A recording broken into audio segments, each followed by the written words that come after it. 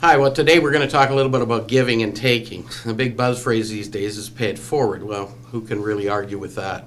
Certainly, it's critical that those of us who have need to help those who don't have.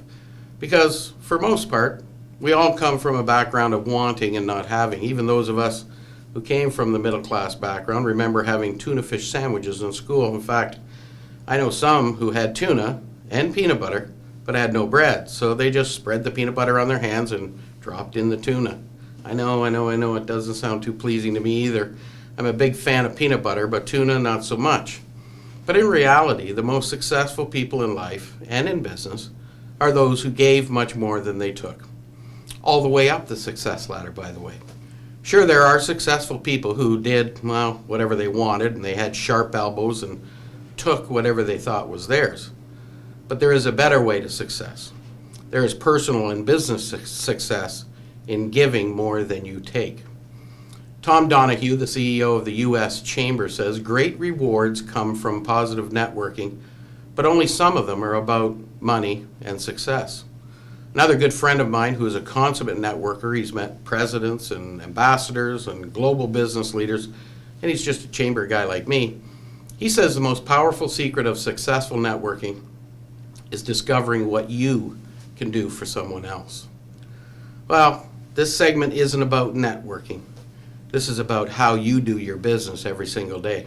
Adam Grant, professor of management at Wharton and author of Give and Take, says he found that the most productive salespeople were the givers, those who reported the strongest concern for benefiting others from the very beginning of their jobs. You see, they earned the trust of their customers and the support of their coworkers. Wow, sounds like the perfect person you could take full advantage of.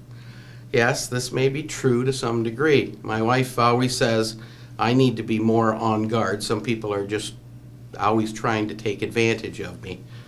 Well, they take and they never give. Frankly, I'm not that naive. I know that. But it's not in me to take first. I built an entire career and a reputation of being the one who will give.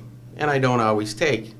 But thankfully, because of my giving attitude, I very often receive. Now, all that said, you need to be strategic in the giving end of things as well. You can't simply help all of the people all of the time because you risk getting burnt out yourself or failing in the end. You need to make sure that your giving allows the greatest benefit to others, while at the same time ensuring it is not exceedingly costly to yourself. Another great read on the subject is The Go-Giver, a little story about a powerful business idea by Bob Burg and John David Mann. In this book, they talk about the 5 laws of stratospheric success. The details of the stories, of course, are necessary to completely understand the 5 laws, but here they are with a quick little summary. Number 1, the law of value. Your true value is determined by how much more you give in value than you take in payment. Law number 2, the law of compensation. Your income is determined by how many people you serve and how well you serve them.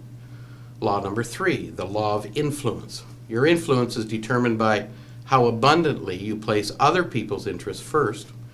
Law number 4 is the law of authenticity. The most valuable gift you have to offer is yourself. And law number 5, the law of receptivity. The key to effective giving is to stay open to receiving. 2 great books to read to demonstrate why it is important not just to pay it forward, but to give more than you get.